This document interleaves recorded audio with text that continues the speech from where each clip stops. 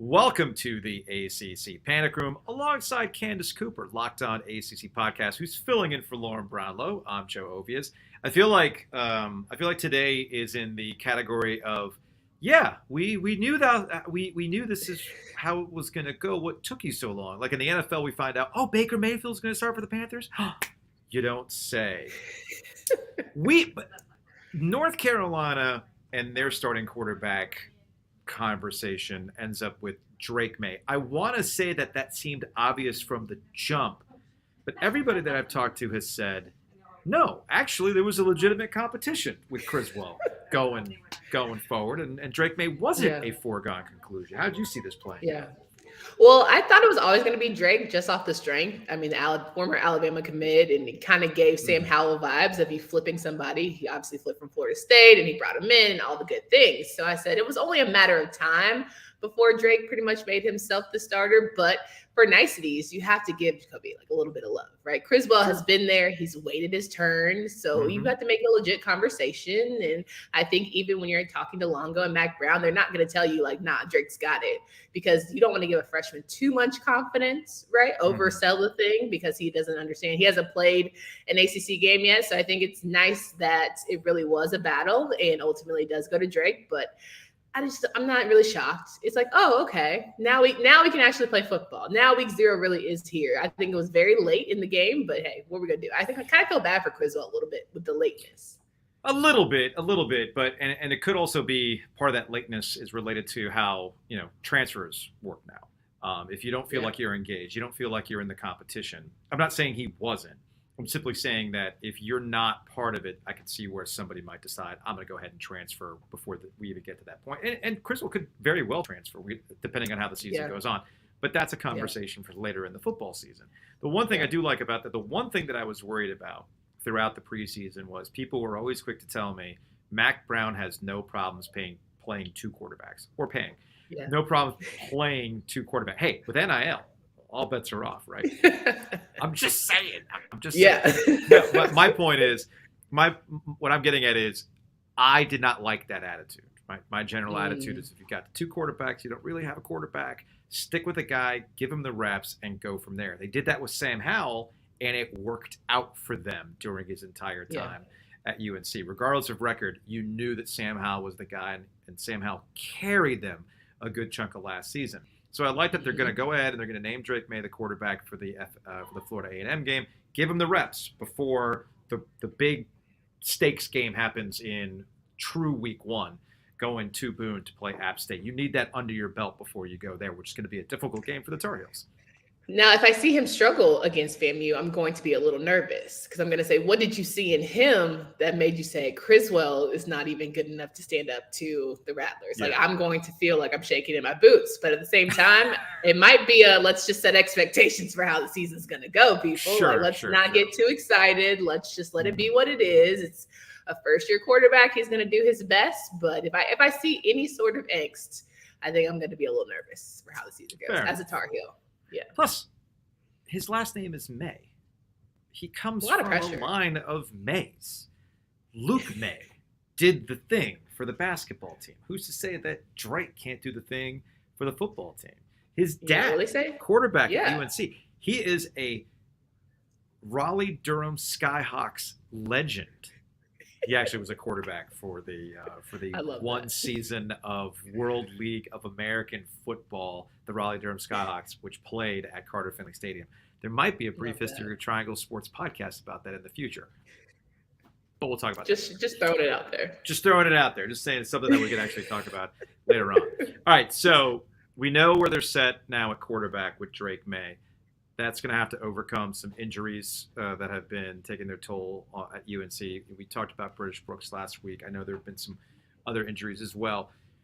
All that being said, what are the actual expectations for the Tar Heels this season?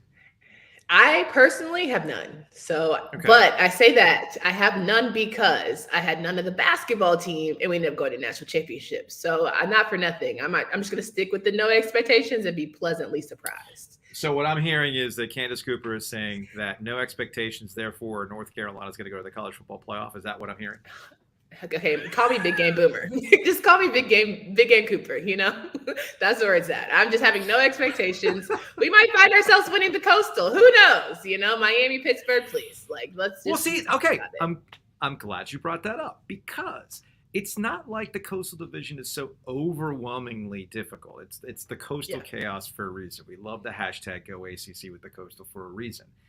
Miami, I'm in the mode with Miami where it's like I might believe that Mario Cristobal is the best head coach they've had in a long time at North Carolina. He's certainly better than Manny Diaz. I was never a fan of him coming back home to take that Miami job. I always thought that guy was smoke and mirrors, maybe a good recruiter, but in terms of an actual head coach, no. Cristobal actually has some skin in the game when it comes to that.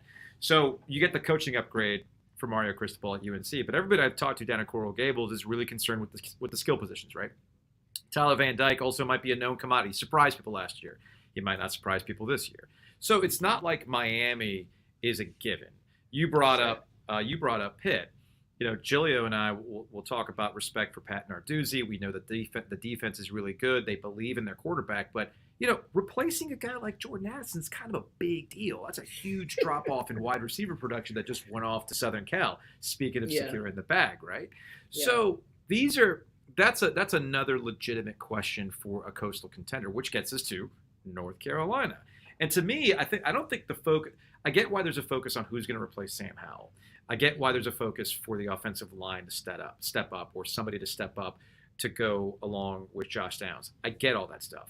To me, Candace, the biggest question for North Carolina is the defense and just how much work Gene Chizik's been able to do this offseason. Defense is the thing for me in North Carolina. It cost them games last year. Yeah, I'm not worried about defense because Gene is no nonsense. Like, not for nothing, all of his moral compasses might be a little skewed, but I think that he absolutely can get it done with the X's and O's. And that's all we need right now. We just need someone who's going to get the X's and O's together. You know, he can give us his opinions on, you know, life things later. But if you can just get these guys up to snuff, back to some sort of, not even greatness, just manageable. Be competent. Just be competent.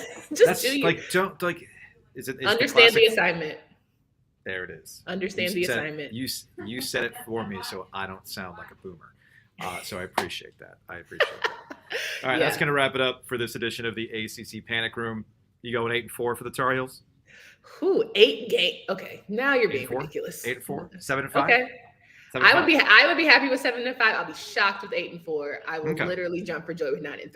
Is 7-5 good enough for Tar Heel fans? No, because we've been doing that, and honestly, that's when I'm starting to question Mac. But that's another podcast. Well, I mean, but the funny thing is, I don't think that's a conversation that even needs to be had. I mean, there is no hot seat for Mac. I'm not saying that Carolina fans can't be disappointed with. It's not a hot seat, so he's just going to go when he's ready. He's going to go when he's ready. Yes, okay. Absolutely. Okay. He will. And we should just be happy with that. Okay. Hey, recruiting's great. You know, North Carolina gets discussed because Mack Brown. You know, the media loves Mac. Like everything's going in the right direction. Just it's a matter of whether or not they can back it up with production on the field is all. But which is all that matters, Joe. At the end of the day, is it though? It is. 100%. Because Carolina sells itself, so we could have Joe Blow from down the street be a coach at Carolina, and we'd be fine. I couldn't do that. That's what I'm saying. I couldn't recruit like Mack Brown because look, I know this might be a little hot takey, but there are some similarities between Duke basketball and Carolina football. In that, love talking about recruiting, love telling you about these guys coming down the line and how we have this class and we're dominating the state and everything else. That's true. And the production on the field, it's basketball. It doesn't meet expectations. Yes, but I'm telling you right now, ain't no hot seat for Mac. It should be. I mean, I think Bubba should just have a conversation. I think if the season is a 7-5, we need to have a conversation. That's fair. Okay. That's fair. Let's go wrap it up for this edition of the ACC Panic Room. We'll see you all next week with actual football to talk about. We'll see if Candace was, if she liked what she saw with Drake May. We'll see you then. We'll see.